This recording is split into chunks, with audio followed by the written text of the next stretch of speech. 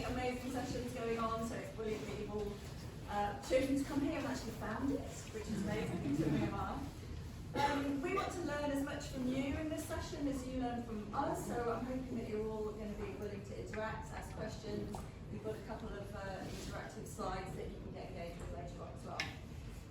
The format of the session really is we want to think about the dramatic need for land use change that you will have referred to in some of the other sessions, and some of the trade-offs that this presents us with. We really want to think about how do we make the right choices for our land, what land use to focus on where, how do we manage our land to get the best for people, for nature and for climate, and what's stopping us making those changes and what can help us. And that's where we really want to get your input. We're certainly going to reflect on land use frameworks and land use strategies as a tool and how they might be useful for us.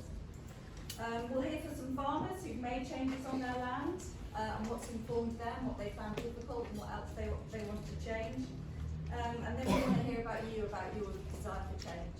So I'm going to start off by just a bit of scene setting, and then I'm going to hand over to Belinda, who's going to talk a little bit about the conversation around land use frameworks in England. Then we'll hear from the farmers, and then we'll bring you guys into the discussion. Okay, so let's dive right in.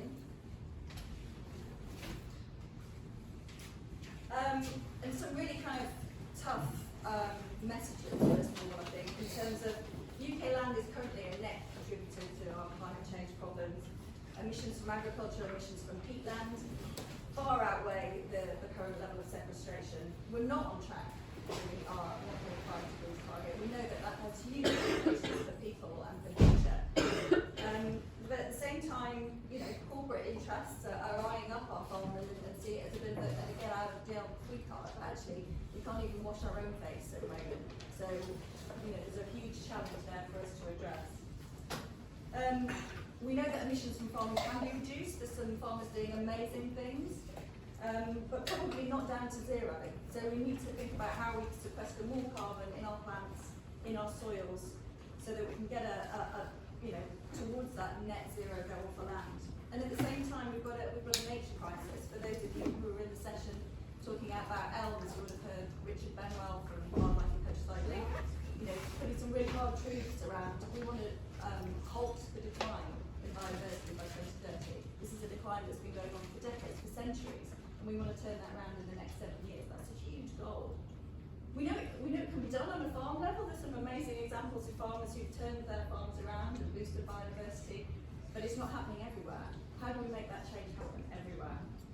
And of course, we need enough food to feed ourselves well. We don't want to be further exporting our footprint abroad. So there's trade-offs at every level. Land is finite. So how do we make sure we're making the best use of it? How do we make sure we are making the right choices?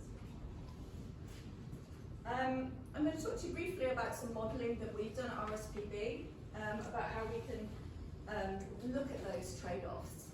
And really we started from the point of view as we need to get land to net zero. How can we make that happen? And we looked at 9 plausible pathways through which we might change the land use to reduce its climate impact. And then we looked at what the implications were for nature and for the food production. And these scenarios that you'll be familiar to you if you've looked at the Committee on Climate Change work. It built on that. It looked at organic farming, it looked at forestry, it looked at low carbon farming practices and bioenergy, and used different combinations to help us understand where to trade off and synergies. It wasn't exhaustive. It was a really hefty bit of modelling work based on data, but it gave us, a good outline. And I'll stand back somewhere where people there can't see. I can't give you all the results at this point because it's still in peer review, but I can just give you some of the headlines. And I can tell you that the most radical scenario just got us to net zero. It's really hard to do if you look at it at this macro scale. And actually that scenario involved creating huge amounts more safe natural habitat, more woodland, more salt marsh, restoring all our peatlands. It's a really big ask, but it can be done. But there were winners and losers in that. So in that scenario, nature did well, but actually farmland birds did less well because we were taking farmland out of production. So then we would need to make our remaining farmland more nature friendly if we want to keep those species and populations at their current level. And it was really based on what we've got good data for, and lots of the innovative work that's going on at the moment. The the jury's still out to some extent on how much carbon we can sequester, how much these low carbon farming practices can really change. So that's a bit of a caveat there. Well, what our scenario design did do is try to make sure those changes were put in the right places. And that's why it's really relevant for the discussion today. So we tried to put woodland by woodland and make sure that the low carbon farming practices were in the right place.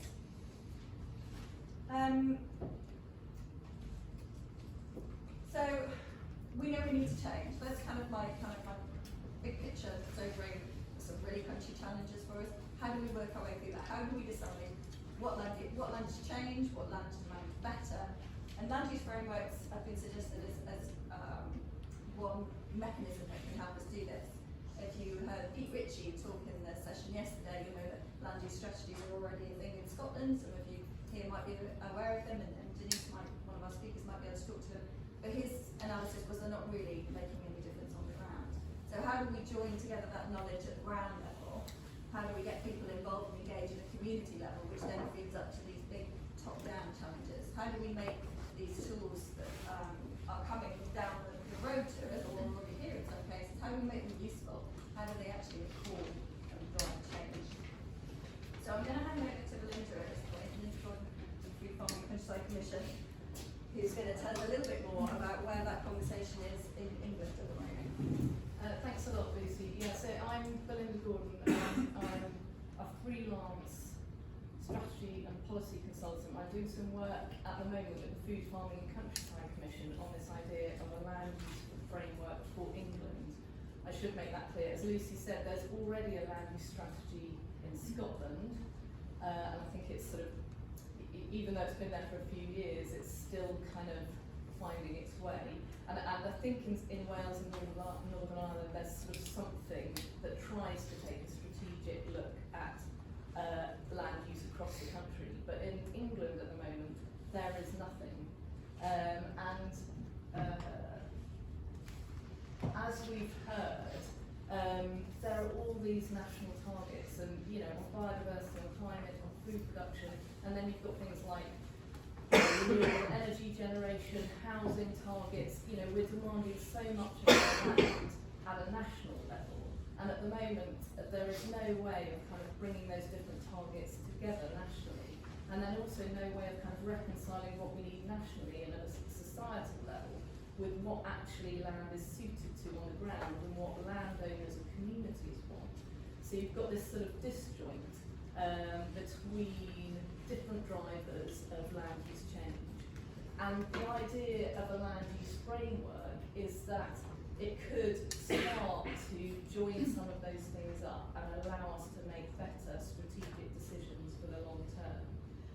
So it could be a really important driver in us making better use of land in England. And crucially, the government have committed to producing one for England this year. The work is being led by DEFRA, and we don't yet know what its kind of policy coverage will be. There's a concern that it could be very sort of narrowly focused on agriculture and nature, which I think would be a missed opportunity to do this kind of joining up that is needed. The Food Farming and Countryside Commission have been thinking about this idea for a long time, and really believe that it has to do three things as a minimum. So the first of those is to join up these different silos and different targets and help manage the trade-offs between tree planting, new housing, flooding. We haven't got enough land in England to for each bit to just do one thing. It's got to be kind of multifunctional. So the framework ought to be a way of joining up, getting policymakers talking to each other, allowing this sort of bottom-up and top-down conversation. The second thing that we want is that, it must have this bottom-up input. It can't just be another kind of imposition on landowners and communities. The people who know best what land is suited to are the landowners, and the people who know what their local area needs are the communities. So it must facilitate this kind of bottom-up input. And then the third thing is that we feel it must give clarity over the long term. To, you know, I think we've all suffered over the last few years with kind of trying to keep up with policy decisions and, you know, and kind of what the government wants seems to change month by month. And this should be a tool for taking these long-term decisions on how we can meet net zero, how we can meet these long-term challenges, and give a clear steer to, you know, local authorities, landowners about what is expected of them, and allow them to make sort of strategic long-term decisions. And crucially, I should say, you know, we had an event at the farming conference yesterday with the DEFRA official in charge of developing a land use framework. She made it very clear it's not going to sort of tell farmers you can grow potatoes, you can't grow potatoes. You know, it's not going to impose that kind of, you know, that sort of minute decision making on farmers. It is a broad strategic framework. To help develop this and to try and support the government in developing a really useful framework, the Food Farming and Countryside Commission has been running a couple of county-level pilots in Devon and Cambridgeshire about how you can actually develop a framework that works with that bottom-up input. And there's more information on our website about how those pilots are going. I mean, I think, you know, it's fair to say it's messy, it's difficult, but I think it's really valuable that the organisation is trying to actually do these things on the ground and seeing how they work, seeing the challenges, seeing what people want, and feeding that back into government, so that hopefully we get a better framework as a result. So yeah, do have a look at the website if you want to find out more. And these are the kind of principles that are guiding the development of these frameworks, and trying to make sure, you know, that when we get a land use framework for England this year, it is a useful tool and helps with this joining up. Thanks a lot, Lucy. Thanks, Linda. Now I'm going to hand over to our speakers, farmers in the room, who are going to talk briefly about the changes they've made on their farm and what's influenced them. I'm going to go to Denise first, that's right. Denise Walton is a farmer and food producer and ecologist. Denise lives in the Scottish Borders, where she farms in partnership with her husband and son. And she's director of the Pasture for Life Association and on the Scottish steering group for the Native Friendly Farmers Network. Great, thanks, Denise. Good morning, everybody. So, what we've done, just to put in a little bit of context, over 30 years ago, my husband and I got the opportunity to, we're new entrants to farm 20 acres. So we were new entrants smallholders 35 years ago. And what really has driven where we are now is that we always wanted to sell direct. We neither of us come from farming backgrounds, and we couldn't bear the thought of being dictated to by, well, the regulations that existed then. So selling direct drove everything we've done. Within 2 years of acquiring the smallholding, we were invited to farm with our neighbour, and so 20 acres became 680 acres within a 2-year period. And the remaining, the 640 that we adopted was an arable holding. So it had been a very poor producing arable holding, decrepit, is the word, no fencing, very poor biodiversity. My background is as an ecologist. I was practicing then because we were part-time farmers, and I very quickly started monitoring what we had there. So taking on this arable holding without fences actually jarred with our vision to sell direct. You know, we couldn't sell cereal direct. We actually wanted to go to, you know, milking sheep and pigs, and we had this brilliant, lovely sort of late 20s, early 30s vision of doing everything and being self-reliant, self-sufficient, being organic. And it really tied in with my ecological ethos, which also tied in with my husband's, who actually has a background in economics and accountancy, which actually, you know, made some pretty interesting evening discussions. But certainly, we always had the kind of the eye on business and the eye on what we wanted to do with our farm holding. So, number one, we needed fences. Countryside Stewardship Scheme at the time, hedgerow scheme of fences. So actually applying for CSP, got got us our fences, got us our hedgerows, so Chris and I got what we both wanted in terms of being able to fence livestock and to move Keelan to a mixed farm. So where we are now is we are fully organic, we're pasture for life, we've built a butchery, and we're selling more and more direct. So we are very dedicated organic farmers, dedicated pasture for life. We're very dedicated, loyal to the agroecological journey that we know we need to stay on in order to get what we all know we need to achieve in a very short space of time. So the decisions have been made really, first of all, the capacity of the farm to achieve the vision that we both saw in terms of taking a very important ecological box for me, but also Chris with his eye on business and profitability and surviving on that 680 acres. So farm capacity was very important. Being able to in those early days, when we actually started in 1995, being able to apply for government-supported, EU-supported habitat improvement was really critical. And then, obviously, we took a slightly different direction because we were selling direct, procuring direct from our farm, building a butchery on our farm, meant that we actually weren't waiting for a lorry to come up the track to take 500 lambs to the mart or whatever. We procure every week direct from our farm. So in a way that's shifted the way we farm at Keelan. So it's all very, very direct. In terms of the value of a land use framework, the way I see it, obviously in Scotland, the Scottish ministers actually are legally bound to produce a framework every 5 years. So we've had a progression, we're on our third framework at the moment, or land use strategy. Is that really, the way I see it, it's an alignment of intent. It's a reference point. So very definitely not, potatoes here, wheat there, or whatever, which incidentally dictated the small holdings that Chris and I was agreed with small holdings.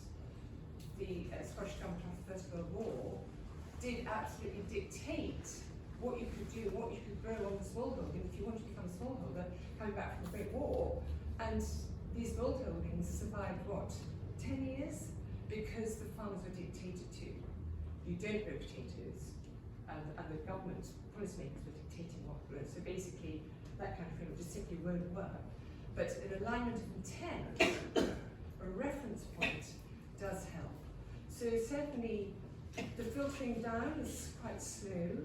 Evidently, for example, has, because the land use strategy has adopted the landscape scale ecosystem service approach, we are seeing through the Scottish Government the Nature Restoration Fund, which is a large fund of money, which is funding imaginative approaches to land use.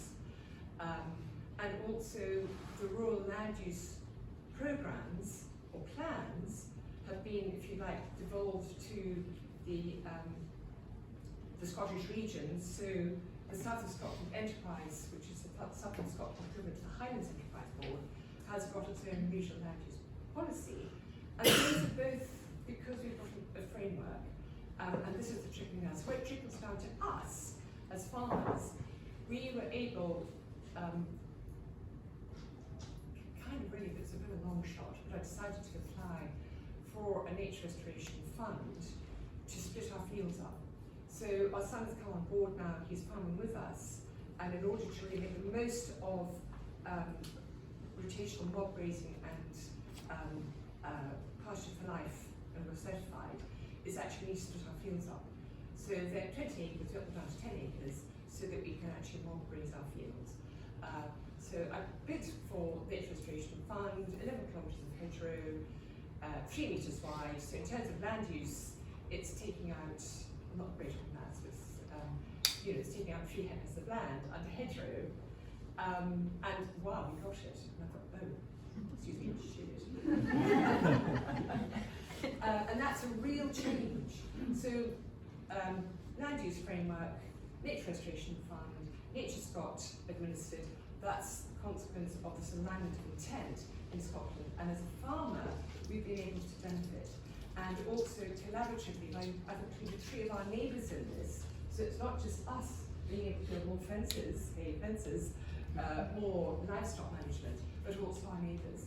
And that covers just 700 acres, all of us together, and it's a tiny bit of Scotland, but it's quite a radical land use change because we've actually had this sort of framework. So, yes, and I've been involved slightly in the regional land use approach of the South of Scotland enterprise, and relatively recently attended one of their meetings, and basically the whole community was able to come into a room in Eyemouth, which is one of our fishing, our coastal villages, to talk about how they wanted to see land used and progressed. So we were farmers, and there was everything. There were children, there were cafe owners, and they were all saying how they wanted to see the land in Berwickshire kind of transformed. And so that gave people the opportunity to give voice to their visions about how they wanted land. And as farmers, we thought that was incredibly valuable and really useful. And again, it's this alignment of intent, which I think frameworks is so valuable. Right, thanks. That's amazing.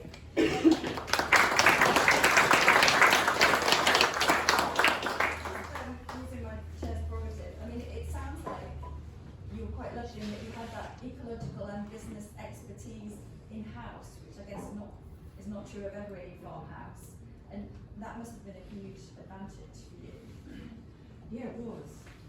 I mean, a lot of time was spent discussing how we wanted to go, and arguably a lot of time wasted, maybe not.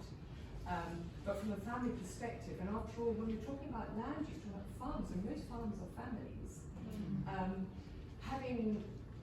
Being able to draw on those specialists, because I'm part of my husband's county, was very, very useful. But there's nothing to stop a land use framework or a facility to be able to draw on that expertise as farming families. And secondly, in Scotland, we have got that. We can draw on business gateways to help families to kind of marry the intentions of families to make change.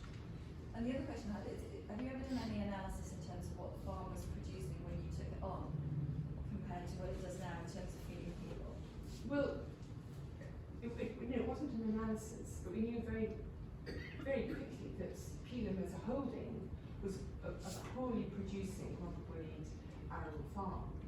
And we were quickly able to improve productivity by changing some of the, but actually by going mixed and starting to get sort of organic matter because we were a cattle and all the rest. So, while we haven't done that analysis, what I can say now is that with organic pasture live through our butchery, because we see our carcasses, that we're achieving live weight gains in our beef that compared to our neighbours on conventional grain-based cattle, on beef systems. And we're selling direct, and it's one of the short food. So much more land efficient. Much more land efficient, and also, sorry, and. Tell me to shut up. With RSPB help, and also with my own monitoring and their conservation, we've done quite a lot of monitoring. So when we first farmed, there were none of the indicator species that you'd expect from functioning habitat. We've restored habitat infrastructure, and we're actually we've got very good indicator species. So farming birds, we've managed to maintain some of the natural varieties we had in plants that in so we've got the indicator from a biodiversity point of view that we've restored biodiversity. It could be done much more quickly, but obviously we're a business, we have to wait for government support. So incidentally, we were entirely dependent on government support for these changes. Great, thank you. I didn't realise that missed one slide when I was presenting, and that was just some survey results from the NFFN Farmers Network. Who asked farmers to reflect on the importance of land use framework. So my apologies for that. As you can see, there's very strong support there for this direction. But I'll pass on now to our next speaker. So Sophie, can I invite you to come up next? So Sophie Mott is our assistant farm manager at RSPB's Hope Farm, but she's going to talk to us today about some of the agroforestry work that she's done there. That's Bristol standings. So good morning everybody. My name is Sophie. I'm the assistant farm manager at RSPB Hope Farm, which is our commercial conventional arable farm in Cambridgeshire on wonderful Cambridgeshire Clayland. If you don't know anything about Hope Farm, we are a research and demonstration farm for all sorts of nature-friendly practices, so that we can get real hands-on practice and evidence about how these things work on a lowland arable farm, and also so that we can show other people what we're doing. And there's all sorts of things that I could talk to you about what we do, but I'm just going to pick the one which is our newest research trial of our agroforestry, because it's really interesting. So we're trialling agroforestry, a type of agroforestry called alley cropping, which if you don't know is where you have alleys of trees in an arable field where you also have in between lines of arable crops. And what we have done is put this in an 11-hectare field. We've planted just over 1,000 trees of 3 different types. So we've got 6 species of native broadleaves, which are in shelter belts, which are just there to provide some wind protection and microclimates, because we are in the flatlands and the winds do get quite brutal in the winter. We have then got 2 types of production trees. So we've got 13 different types of apple. They all harvest between July and mid-September. They're all juicing varieties. And we've got 3 varieties of cobnuts, which are a type of hazel, which will go hopefully for oil production to complement our existing Hope Farm rapeseed oil production. So that is what we have done. We planted them in last winter of 21-22, so it's still a very new system, and we've had a very difficult start to life with 13-week drought in East Anglia, but still alive, still going strong, so that is going well. We planted them into 6-metre wildflower strips that were established the previous spring. So that went in April 21, and then the trees went in this winter. And we are monitoring a whole range of things as a long-term research trial, looking in the tree strips, but also then out into the cropping of that field. So we're looking at the biodiversity, we're looking at the carbon cycling in the field, and we're also looking at the economics, because we are a business and we need to understand how this works for our bottom line. So why we have done it? Mostly because it's interesting and it's of interest to the wider farming community. So I think a lot of us feel that the farming community is needing to diversify and will need to diversify, with our income streams a little bit uncertain and probably changing in the future. And we're looking at different ways in which we can do that. And we also are trying always to find new ways to increase our soil health, our biodiversity, and different ways that we can support our arable cropping whilst lowering our inputs, both of which those things will contribute to. We're also in quite a sweet spot of opportunity with agroforestry. It's not mainstream yet, but it is really interesting and being talked about, which means that hopefully we can help shape how this works in future policy. We can get on the ground practice. We want to know the real benefits and limitations of managing a complex system like this, so that we can talk to other people about the realities of it, and we can find out what it actually does deliver for us. We don't fully understand the trade-offs for biodiversity or climate mitigation in a lot of these things that we can do on our farming systems, and particularly for agroforestry, or actually any of the other ecosystem services that it potentially provides as well. And we know particularly lowland arable has got to increase its climate mitigation, which often means planting trees. But if we're honest, we're not going to be planting production trees if our climate mitigation was our only goal. But the trade-offs are really key, and this is productive land, and we want it to stay in food production. So that is a really important trade-off. I'm not saying that we only eat apples, but we don't also only eat wheat, so maybe the land can do both. It also, as important for us as the RSPB, has allowed us to build a research network. So we're working with lots of universities, we're working with some other land practitioners that are in a similar position, just starting in agroforestry, and some that have actually been doing it for quite a long time, so that we can build up a UK-wide research network and hopefully get this data out much quicker than if we were just doing it by ourselves, which is really important.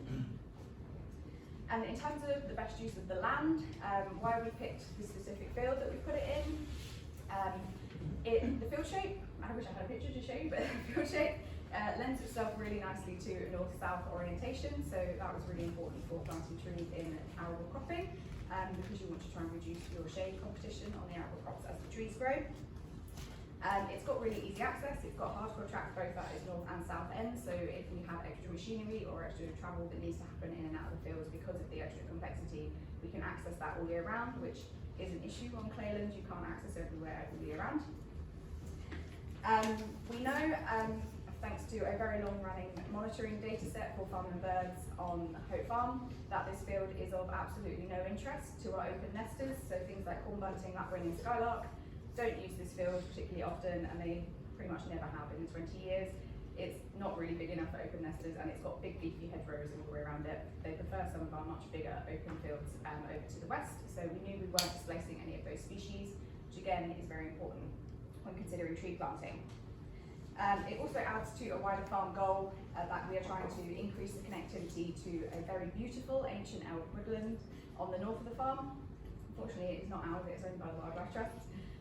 But it's quite isolated, it's surrounded by a lot of lowland arable farmland, and it's a little pocket of heaven, so we're trying to increase the connectivity for those species through our farm, and this field actually links really nicely up to that, so that was really great as well. And why we picked the trees that we picked, as I said, we're heavy clay. We need trees that can grow when it's very wet, we need trees that can grow when it's very dry. Clay does both at different times of year. We needed trees that could be harvested and managed, that fit in with our arable window. Instead, you can only travel at very specific times of year, so we need to make sure our arable window is not interrupted by what happens with the trees. We also had to pick trees that we had an end market for, which is something that I think is very important for agroforestry, and that is something that is quite frightening for people thinking about this, because it's a very different market for this type of product than what we normally produce. So we had to do a lot of research to make sure that we had an end market for these types of trees, which fortunately we do. We also had a lot of discussion about whether we go native or whether we go commercial. Native tends to be better for biodiversity, commercial tends to be better for your business. So we settled on having a mixture of the two, again trying to balance some of the trade-offs that you can get there. We also picked the apples particularly because they are quite short-lived. So we'll get a quicker return on investment, but also means we can churn out research data that bit quicker, because they mature quicker than if we were waiting for longer term species for timber or other fruit species. They're also suitable to our current climate, and hopefully to the climate that will exist in 30 or 40 years, when they should still be fully productive and able, but that's definitely a consideration that we need to always be thinking about tree planting, is what climate will they be in when they're mature, and will they still be suitable?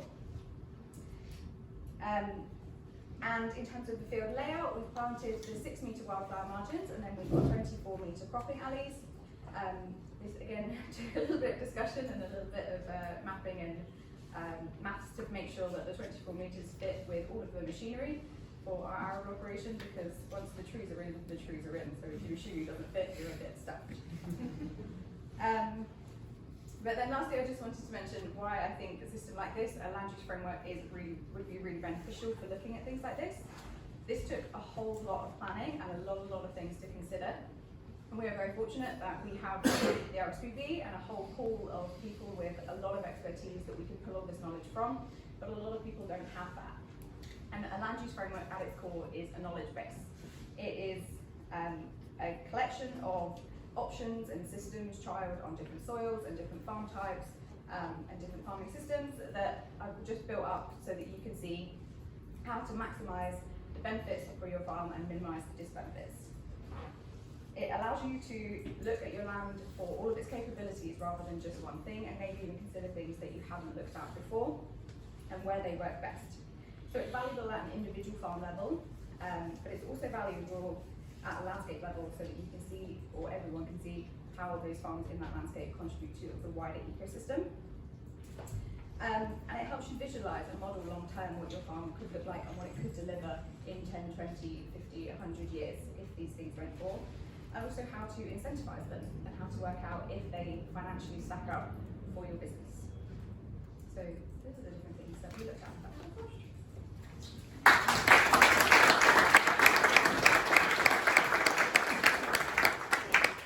Brilliant, thanks Olga. I know there's a huge amount of planning that went into that. Did you have much kind of interaction with the local community in terms of their feedback on the changing character? Yeah, we did actually. The agroforestry has actually been a really key Kickstarter to really re-engage us with the community, because we sort of lost a little bit of conversation with them. But a lot of our neighbouring farmers have been really interested in coming to talk to us and have a look at it and see how we're doing. But also actually just we border both villages in our community the farm goes between, and it has a footpath that runs through the field. And we've had a lot of people coming to talk to us about it, offering to volunteer, asking if they could help with pruning or planting, or actually just wanting to get involved with the farm because the field just looks really interesting. So it's been a really nice conversation starter to get people in the community interested in what we're doing on the farm and what our sort of goals are for the nature friendly side of it. Brilliant, thanks. And I will let you guys all ask questions when one speaks. Not just one of you. But I'm going to pass over now to Al Morgan. He farms beef and sheep on the western end of the Brecon Beacons. He champions a working farm landscape and the importance of rural communities and how vital it is that we protect our farm businesses for future generations. And he's a member of the NFFN Wales Steering Group. Thank you, Lucy. As Lucy just said, my name's Al Morgan. Just a bit about my farm and how I got it. I'm the third generation farmer at Escaffaiti. There was a gap of one generation, and we go back about 10, 11 generations previously, which is very unique. Apart from my granddad, he was the first one to own the farm. It was tenant from a farmer, like most farmers, from the local estate, and he was managed to buy our farm. And my farm is the neighbour's farm, which my uncle farms, and another farm. So we managed to buy 4 farms from the estate by catching rabbits and selling them post-war. So think about that, and then I think the price of rabbits need to go up a bit, doesn't it? So it's an upland and hill farm. So we farm about 160 acres we own, and we own it, me, mum, dad, and the bank manager. And and I got 2 kids. The farm, 160 acres we own, we rent about another 50 acres. I do about conservation grazing on probably another 75 acres, which is good. They want a particular type of cattle to graze it during the summer months, and it just offloads the burden a bit from my farm and lets me expand a bit. My sheep are just native Welsh mountain cross chariot breeder sheep. They're quite hardy. They live on the mountain pretty much 10 months of the year. They're quite low input, low stress. Just the singles will lamb on the mountain, the twins will lamb on the in by ground, and we rely heavily on this common land. It's 26,000 acres of open access, which is fantastic, and we run a Hefter system. My cows are a mixture of Hereford cross Frisian cows, and I got a herd of Highland cows as well, and they all be put to a beef short-horn bull. We were running continental type of cows, quite high input, high stress. The vet was quite often on the yard, which wasn't a good. Now the vet turns up, and we were introduced themselves because it's probably a new vet every time. So I've just simplified the system.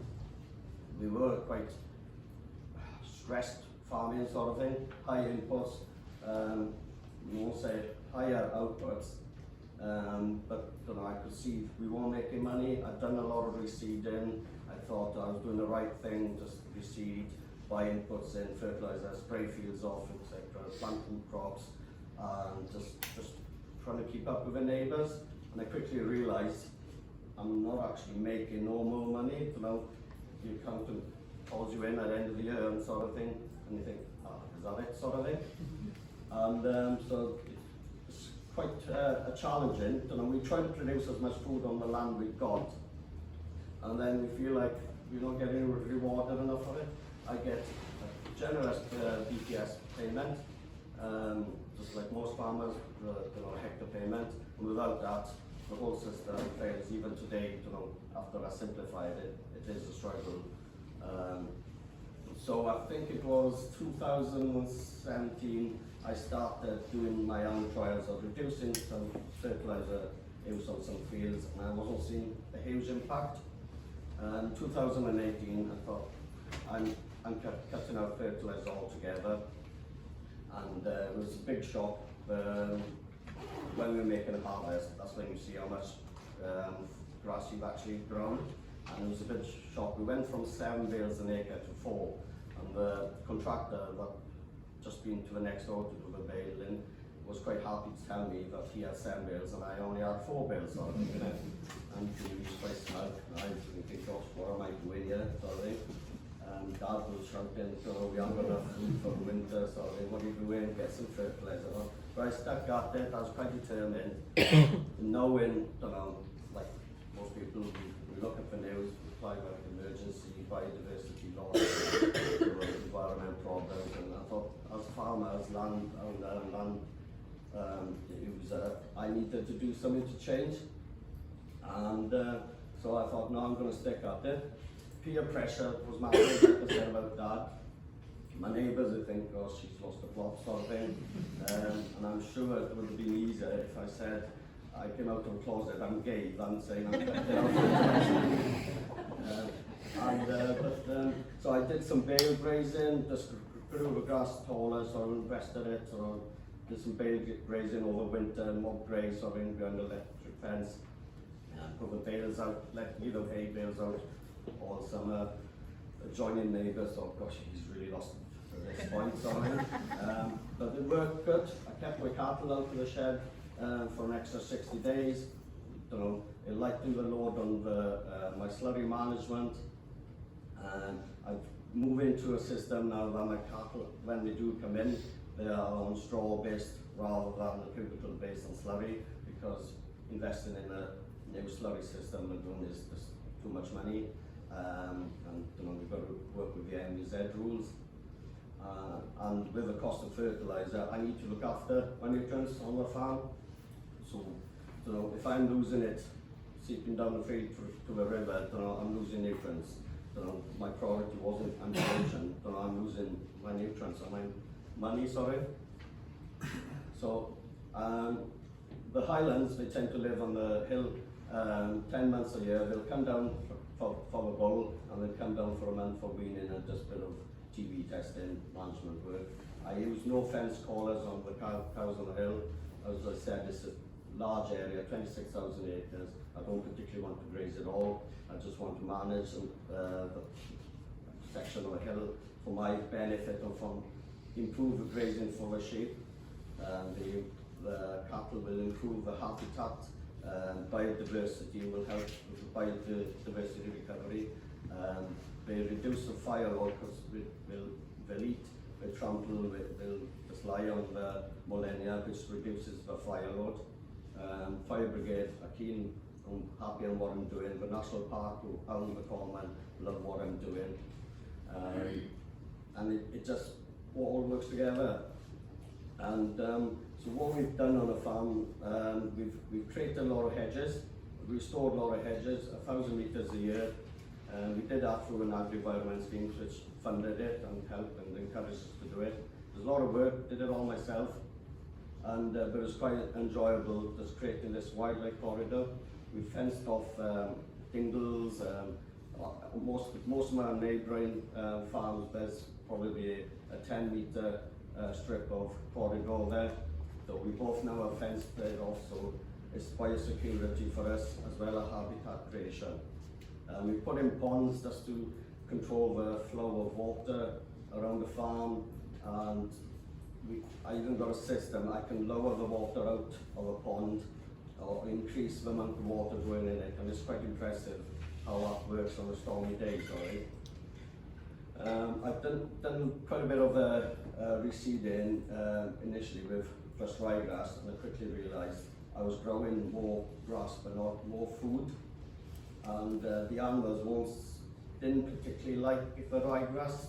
So they would put on weight, but they weren't content. But the herbal lays with a deep root in, it did help, and it sort of, they were healthier animals, and I managed to cut down my worming and my antibiotics.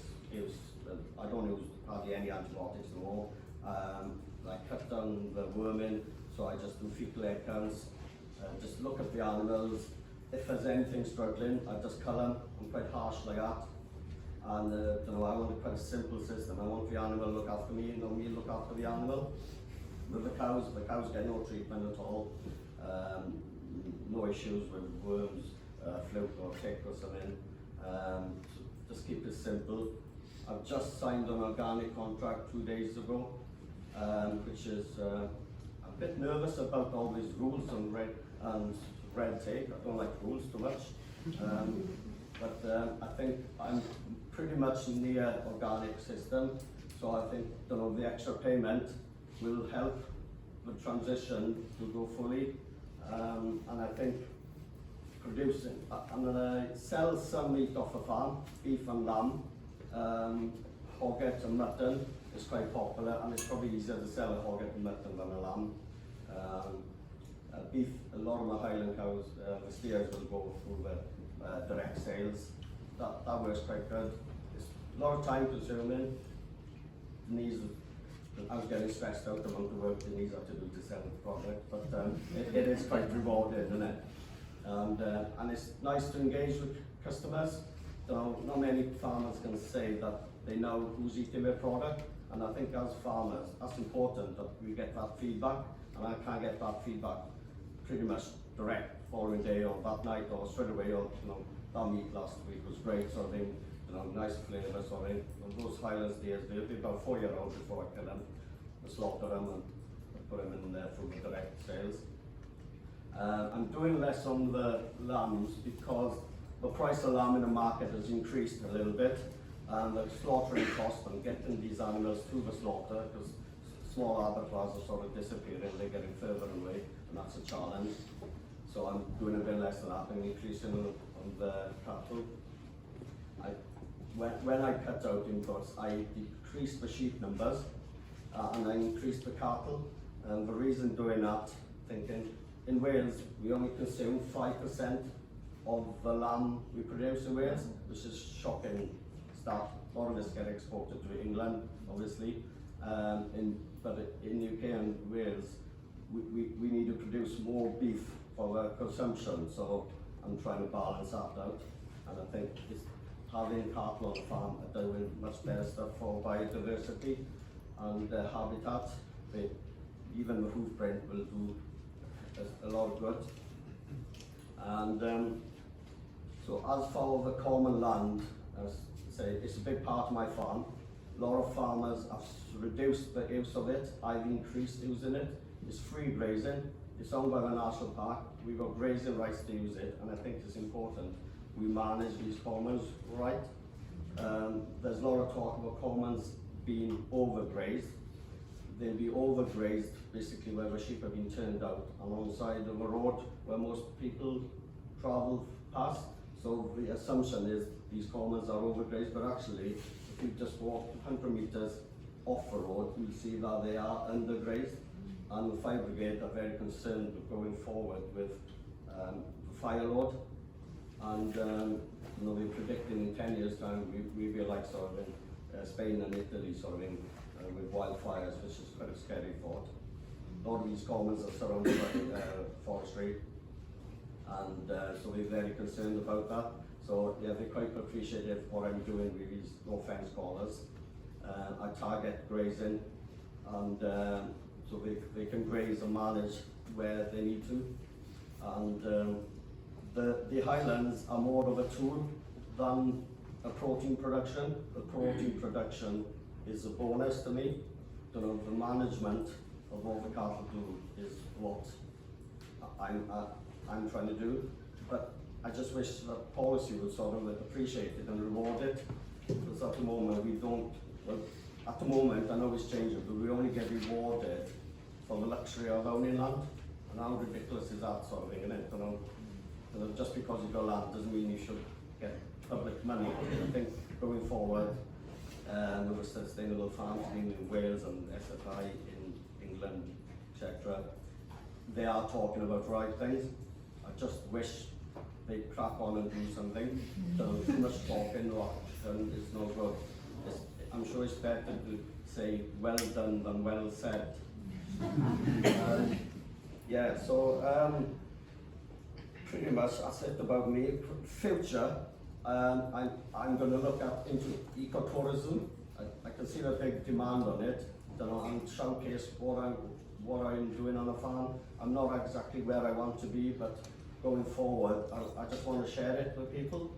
I've got a few ideas and a few plans, but trying to do everything is quite challenging.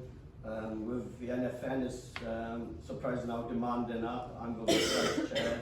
I've just taken on a part-time job with Plant Life as the agricultural advisor for Wales. So I need a system at home that allows me time away to do other things, not just for the financial side of it, but for my well-being as well. There's so many farmers that are stuck on the land and they struggle with everything, but having that time off and reflect what's happening on the farm and just talking to other farmers or talking to other people, you realise maybe it's not that bad. So, I think that balance is life. How we use the land and what it gives us and what it gives us food production is key, sorry.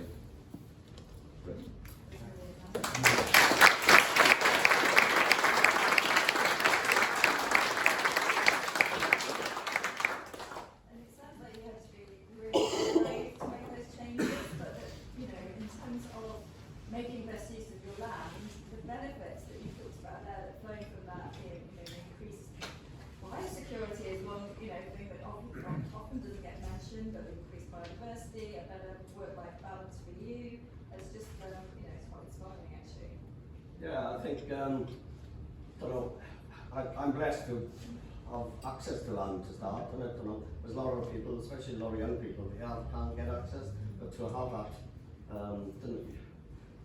me and my son talk about it sometimes in the sense like a hot potato.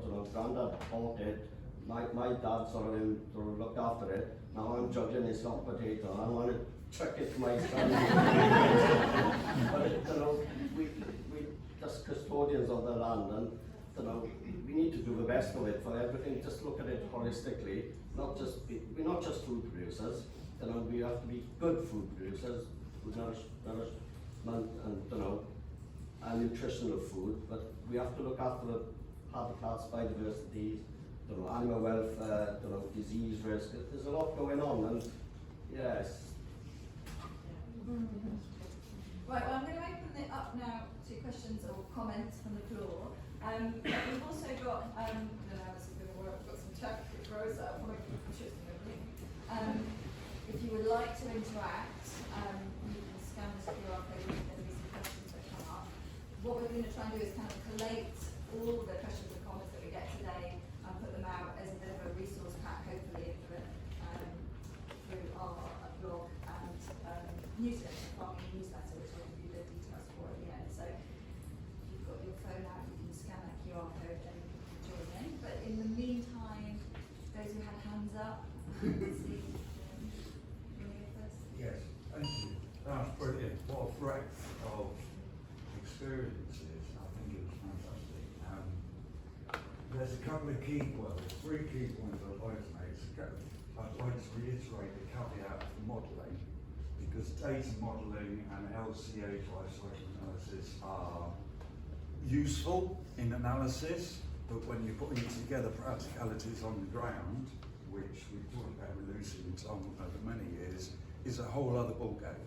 So, for instance, there's a paper out that says life-cycle analysis misrepresent agroecology.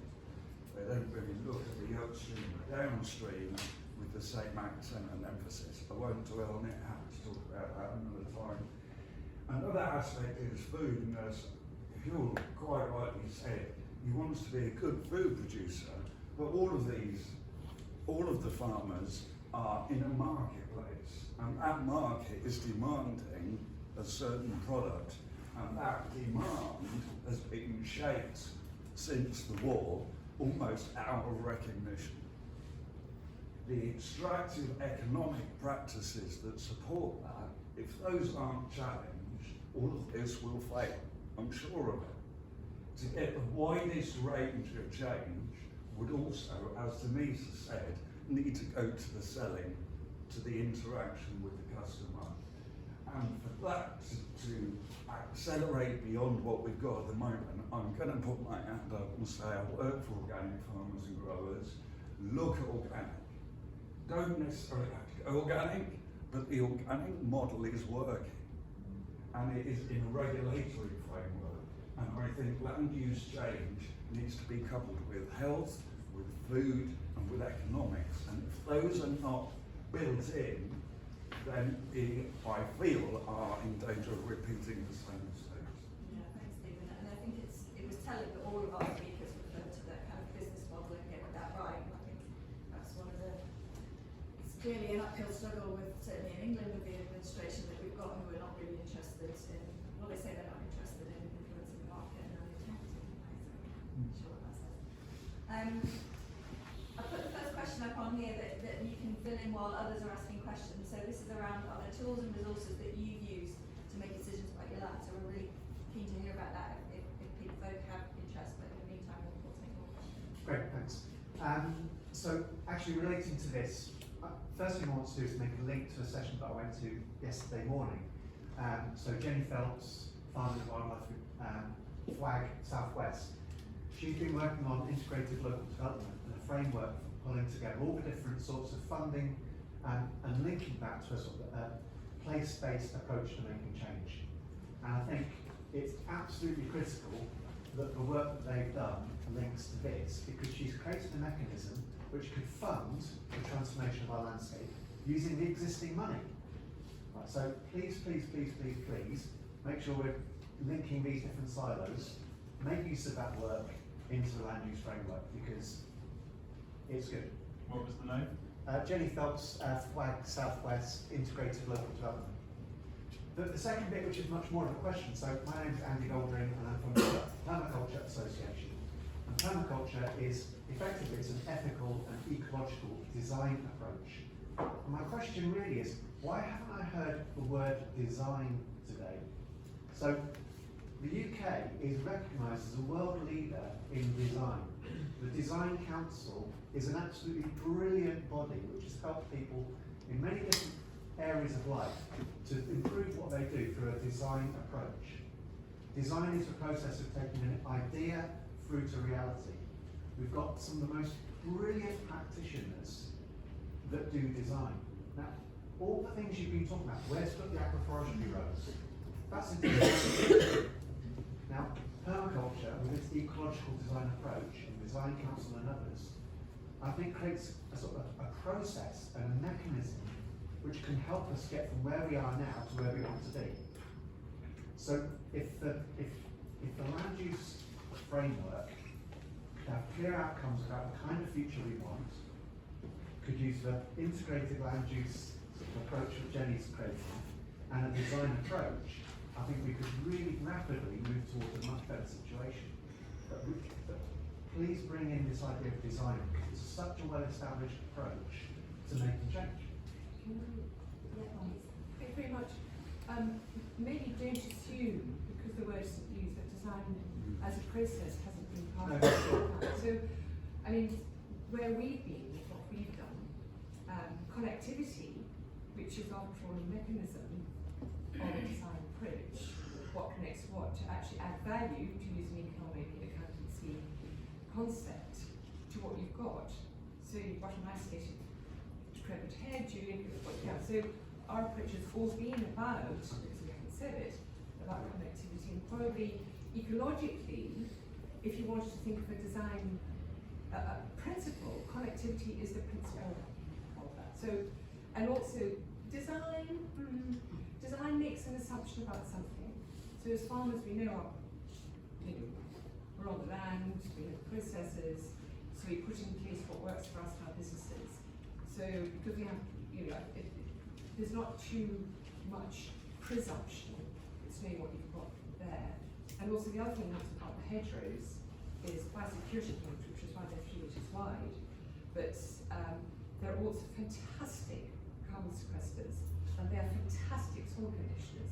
So very quickly, within 5 years, 10 years, we're going to have soil conditioning, carbon sequestering, biodiversity wonder with our hedgerows. So that's also, so don't think No, that. I'm not making that assumption. I think it's just by making the word explicit, Yeah. we can then bring in a whole set of toolkits and processes much more easily and quickly. So it's just about making it explicit what maybe is already happening.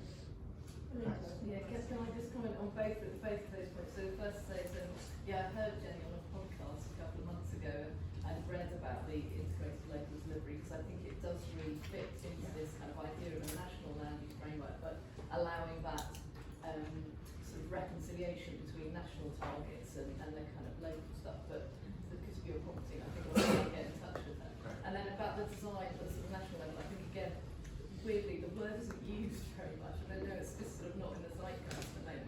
There's lots of stuff about systems, but I think what the government are trying to do at the moment, and actually what FFCC are doing through their county pilots, is trying to kind of design a new system for how this could work effectively. I think it's a good point that there are probably lots of tools and ideas from that discipline that could be applied, that because people aren't explicitly thinking, you know, oh, this is what we're doing, we're designing something, that are probably being missed, so that's really helpful.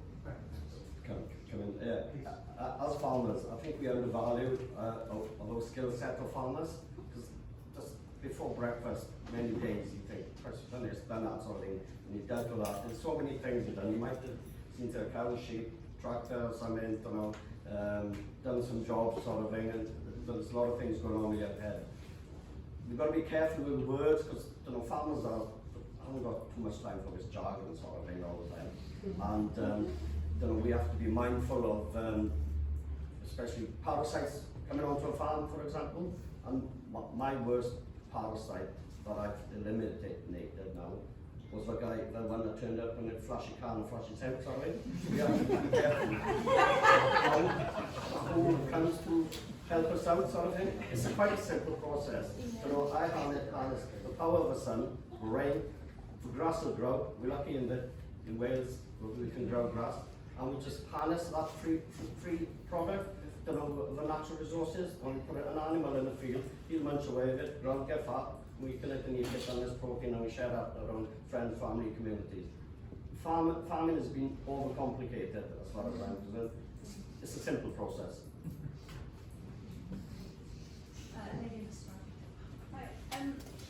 Hi.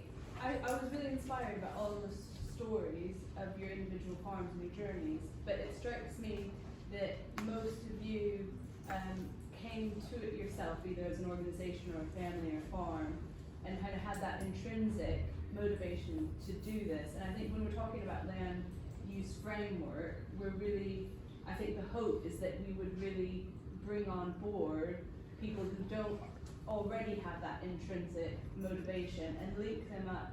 And I'd be curious to your perspectives in terms of, you know, you're talking about, well, where do we put the agroforestry to be best for all of these things?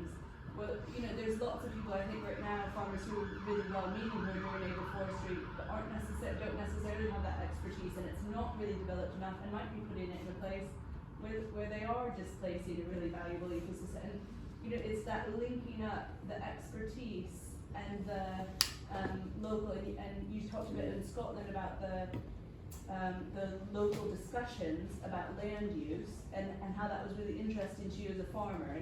But there can often be a lot of understandable friction, abrasiveness to that kind of people saying how they want the land used, but you feel the stewardship over that land and you have lots of pressures already, so laying on additional kind of needs or uses or desires from outside can be really confrontational. So I'd just be interested in your perspective of kind of how we might kind of bridge that, getting people involved and interested in these discussions to be approaching, to try the things that you kind of came to intrinsically. Does that make sense? And, yeah. Can I come in yet? So, I'd love to see everybody with 30 acres rather than, you know, 150,000 acres. It would be better if we got a lot more smaller farms, so you know everybody can grow a little bit of this and that sort of thing, and just opportunities for people that dream of being a farmer or growing something.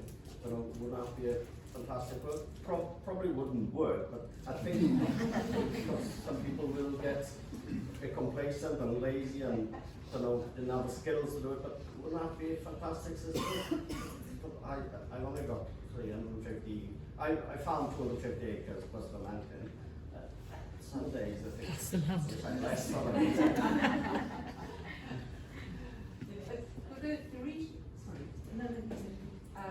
The regional land use programme in Scotland actually has allowed communities to come together to talk. It's got no legal teeth. It will advise policy, we hope. It is a really interesting dynamic. But I suppose as farmers, because also we need to make a living from producing food, and also discussions that I was involved in locally, people who actually came to the meeting just couldn't understand the restrictions on us as food producers. You know, why can't we just, why can't, well, actually we need to make money. If we don't make money, we won't be from where we are. So there's sort of that. But what's so important, you make a really good point, is that we have these discussions. So I'll just give you a wee example. In Scotland, in order to, if you want to change permanent pasture to cereals, you're actually supposed to have an environmental impact assessment. Doesn't happen. You know, we're seeing permanent pastures sprayed out down to wheat, like that. It doesn't happen because though it's in policy and it's there, they're not the personnel of the local farm businesses. There's not the process of communication. Farmers don't know that actually they're supposed to have that environmental impact assessment. So it's there, but there's still quite a lot of work to do, and it's really about communication. Yeah, I think bringing people together, I think it's a great question, but bringing people together with the information and then to have that discussion about what works. And it's GIS has come up, and believe it, I think the Geospatial Commission with how many people work from Ireland. Have you managed to bring that data into? Yeah, so I realised after I should have mentioned the data because it's such a big issue, and there's so much data out there, but it's kind of in all in different places. It's hard to access, and so the idea, you know, part of the idea of a land use framework would be that that is brought together, openly accessible but usable, and informs development of that framework. And then, as you were saying, I really like Lisa's sort of the sort of statement of the alignment of intent. So, you know, if you haven't got brilliant landowners like we've got here with that intrinsic desire, the land use framework kind of sets the direction of travel, and then the funding flows from that to then incentivise the right things happening in the right place, and that is sort of informed by data. So you're not dependent on people just passionately wanting to do the right thing, regardless of the barriers. So yeah, so data I think does have a really crucial Would that role. data go to the market as well? Follow it all? Yeah, so I mean, I'm not a data expert, but I think the idea is you try and make it, so not only do, you know, is it used at a national level, but, you know, say this sort of implemented at the county level, the counties have access to that, but also that it's openly accessible so that, you know, other people can kind of look at the data on their local area and use it to make decisions. But I think it's one of those things that's very easy to say, probably a bit harder to implement in reality, but we ought to be trying to move towards that. Yeah. I'm going to move it on to the next question, which is the biggest barriers to transitioning to I was just going to say, it depends, I guess, on the mobile phone provider, lots of us don't have connection. There is Wi-Fi again. Go to Octopus, Wi-Fi, and the password is task in capitals, supple, 2 P's, and then 67 exclamation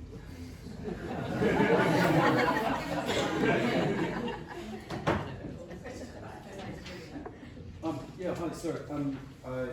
Hopefully linked to some of the previous questions, but certainly yours and actually about alignment of intent as well.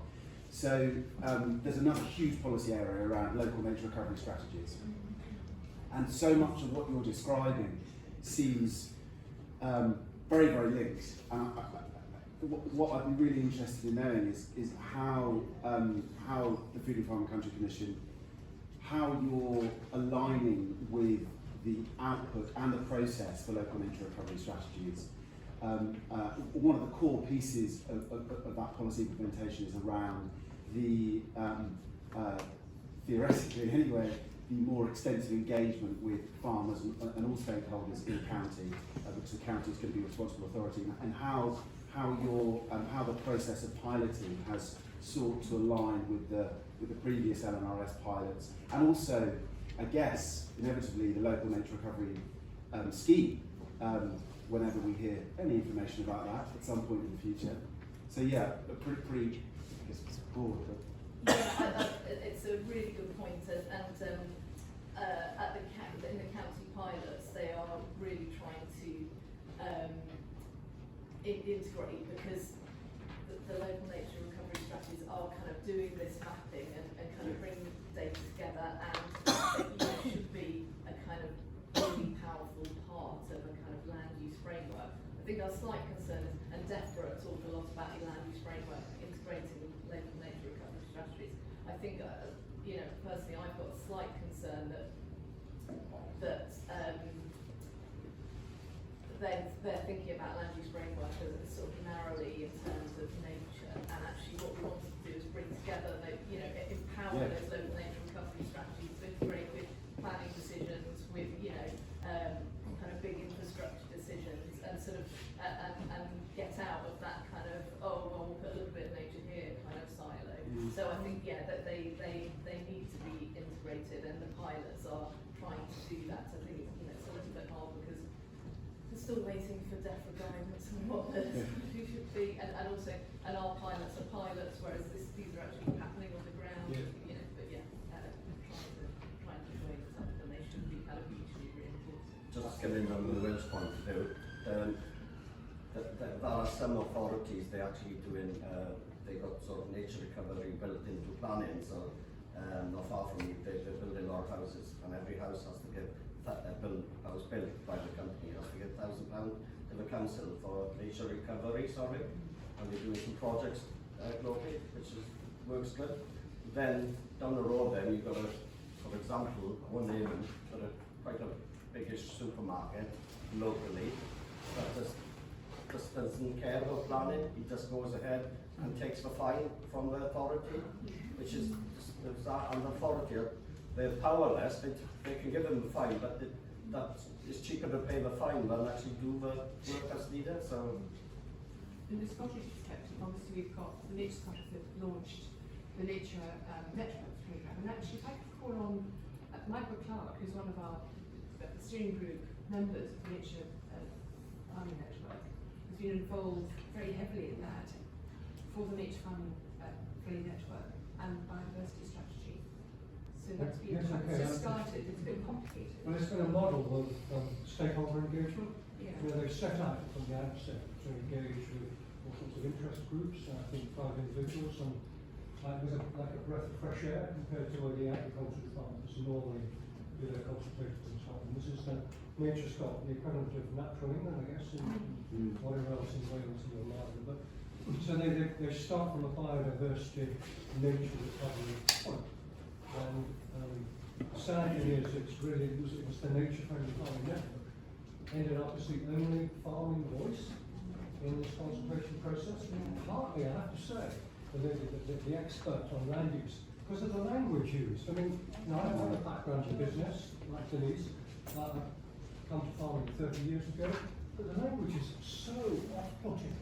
You feel out of your depth, and you don't know what they're talking about half the time, and that puts people off. So, I think they have learned from that, and they produced this strategy, and it's going forward together with citizen science, all tied in, because everybody has a stake, really, don't they? Stakeholder in what happens on the land.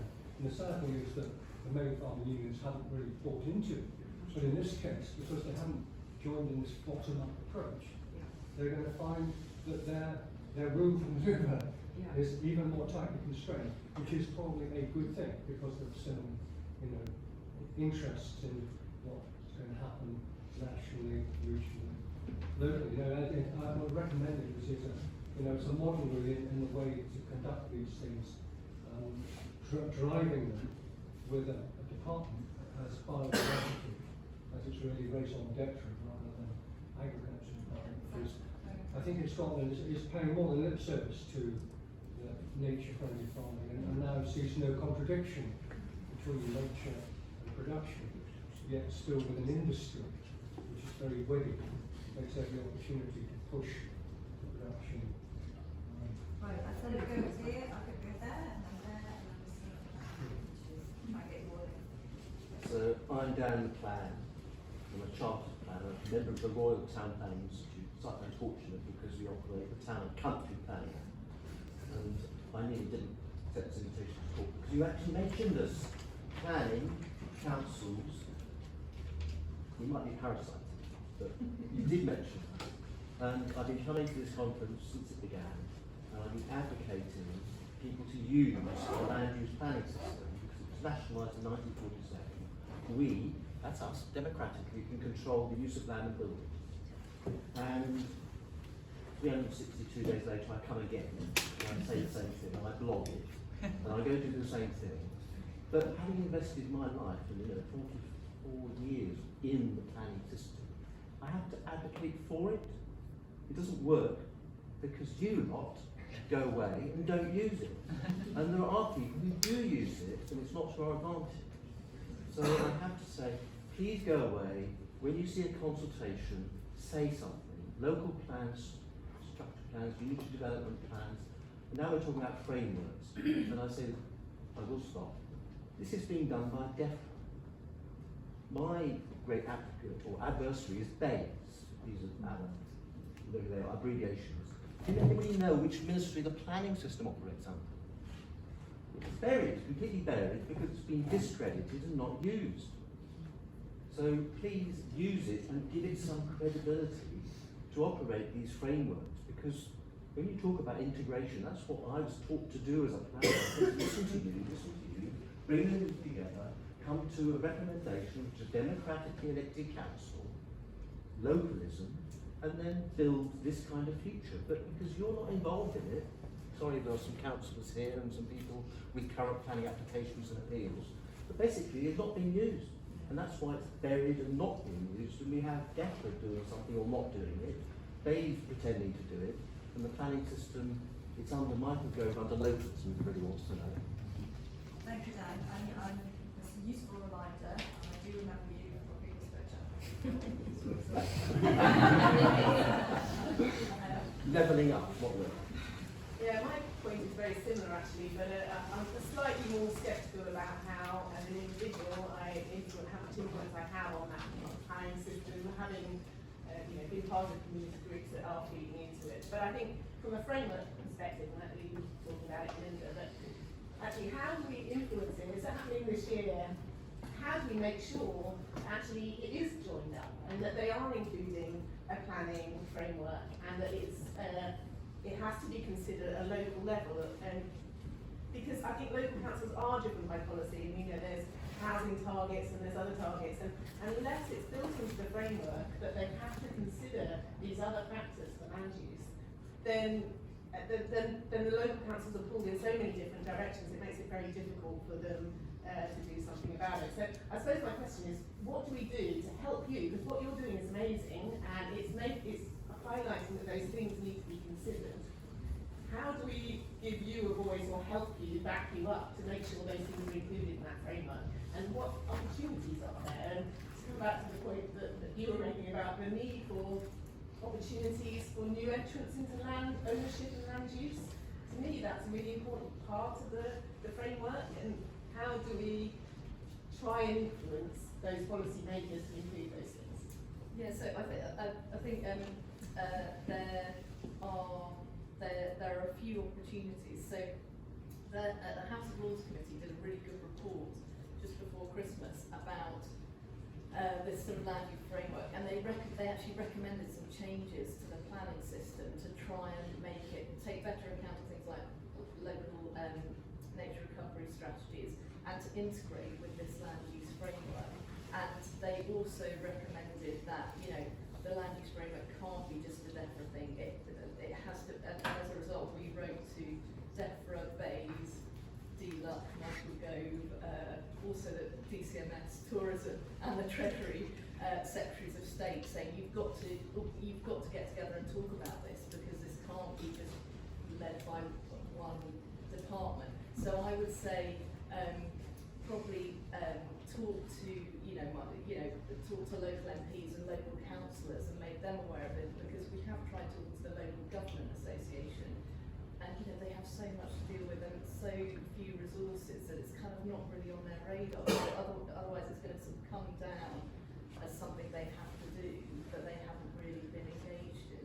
And this House of Lords report also really recommended you've got to don't just go away in a dark room and develop this. You've got to do really good talking to stakeholders, and that means talking to community groups on the ground, talking to local authorities. So that should happen, and I'll look up this example of how it can be done well, because I think that's so important to have these conversations. But so there should be opportunities, there should be sort of consultations that you can feed into. But in the absence of those, I would say MPs and local councils, and try and get it on their agenda, because I think it's going to be really important. But a land use framework is kind of a big, slightly nebulous concept, and people are busy and they kind of go, well, I'll think about that another day. But if we pester them, they'll have to start thinking about it now. So if you've got resources we can use to help us with that communication, because obviously it's a lot of work otherwise. Yeah. So I will go away and sort of check and see what we can, we can provide a kind of standard letter, or or even just pointing to resources that then we can. Yeah, you can use in communicating. Yeah, there's definitely stuff on our website, and but it's being kind of updated all the time. Yeah, and as a follow-up, we'll do a back information to the send that out. Gentleman at the back. John T from Farmed and Connigree Farm. I'll wear my Connigree Farm hat for 2 minutes. It's overwhelming, isn't it? And we are absolutely bombarded with strategies and plans and descriptions and agri-environments, and right behind you we do need the land use strategy, don't get me wrong. But how do we find our way through it? I think the key is just doing it and cracking on, and I think our panel have just cracked on and done it. And I'm overwhelmed on my farm. I actually don't know what to do. I'm an age-friendly farmer, I'm pastoral, I'm agroforestry, I've got market garden, I've got it all, I'm doing it all, but I'm still confused and overwhelmed. I asked an agroecological hero of mine, Tammy from Australia, where do I go next? And she gave me 2 tips, and I wonder if these resonate with the panel. Number 1, take the banker out of the decision making.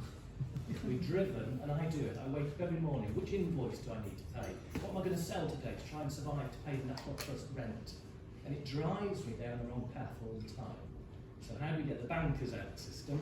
And number 2, is how many of us sit down every Monday morning with our team and our families or community and say, what does our land need this week? That's our strategy now at home. So I don't know if that resonates with the panel. Yeah, so go on. Thanks, John, that was great. Well, we do, but actually, what's our space for this planning decision making? I have to say on a Monday morning, when we're procuring and sort out budgets now. But in terms of what we needed, the NRF application for the hedgerows has been really major. I never thought we'd get it, but we did. And one of the reasons that we thought we would split our fields up, not just because of pasture for life, certified and mob grazing, but because it gives us more opportunities. So at the moment, with huge fields, you've only got one opportunity for land production, for food production, for any kind of production. If you split it up, one of the things that we were thinking about as a sort of family business was we could actually let fields out for small growing. So if people from the area or village or locally wanted 10 acres to have a few rabbits and some sheep, they could do, because we'd actually enclosed the fields in a really thick hedgerow that was wide enough to address issues of biosecurity whilst providing a biodiversity and carbon security. So that's quite, in a local way, was one of the things to be thought about. It just gives us more options. But it is a business decision, because if we can let small pockets of land, obviously you get a rent, and that is an income stream for my son, my daughter, and potentially. So, yeah. I think what we need is diverse elements in our business, because a lot of farmers, they might be just producing milk, grain, sheep. So we need a bit of two income streams. If something goes wrong, you put your hand up and say, I got that wrong, try, got it wrong, but someone else will cover it. I work a bit off farm that helps fund something at a certain time, something, start selling sheep if it's going good, something. There's a few things coming in, but when you've got that just one monoculture product or whatever, it's a big risk, and all your eggs are in one basket. But I think it's just the case, crack on, have a go, put your hand up if you get it wrong, and tap yourself on the back when you get it right, sorry.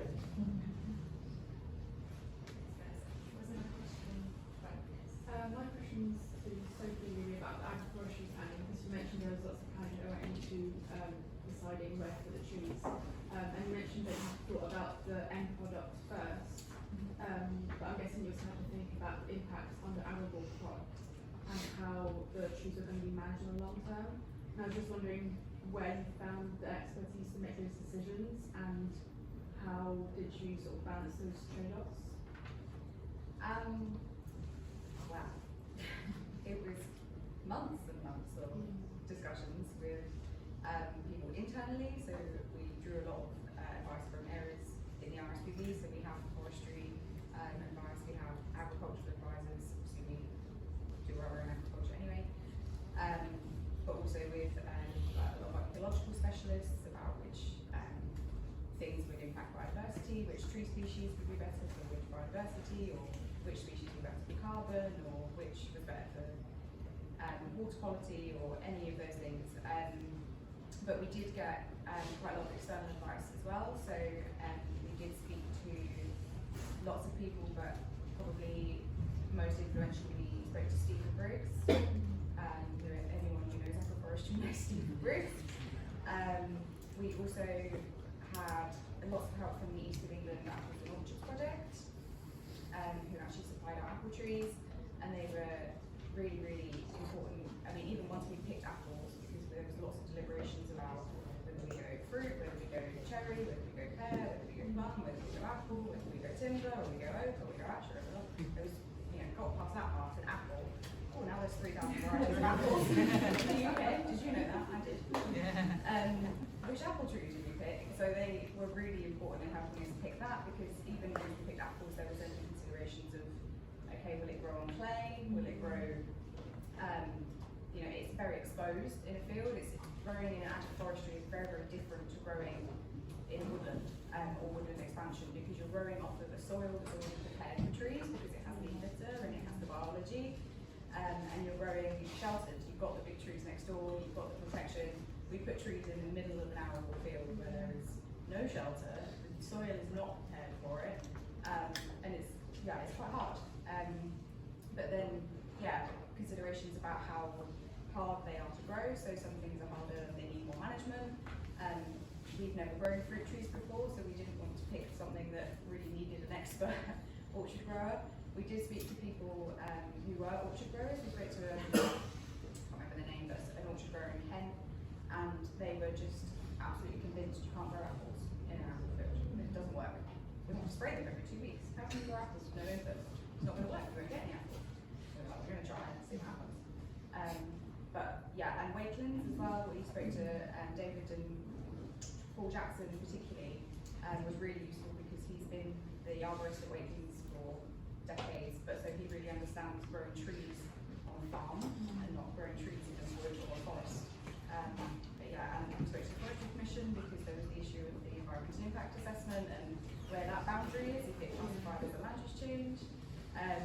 We had to speak to so many people, and then actually it became a bit overwhelming because we almost had too much advice, which does happen. But there was so so many things that have to be in consideration. But I think that's what's missing, and that's what the land use framework and the tools are really needed for. Is just there's no consistent advice. There's no place where you can go to just get even a broad knowledge to then figure out where you're going to go further. Is particularly in these more novel practices, there just isn't a wide stream of advice available. Our agronomist almost had a heart attack. Our contractor's not in line, so he was on board, but he was a bit concerned. And he did say, I'll let you do it first before I think about trying it. So, yeah, it's the lack of consistent advice and real knowledge on how it works is definitely missing, and that then put a lot of work on us to really dig for that. So I think if that becomes more mainstream, it becomes a lot easier for people to make those decisions. We are out of time, guys. So thank you so much to our speakers.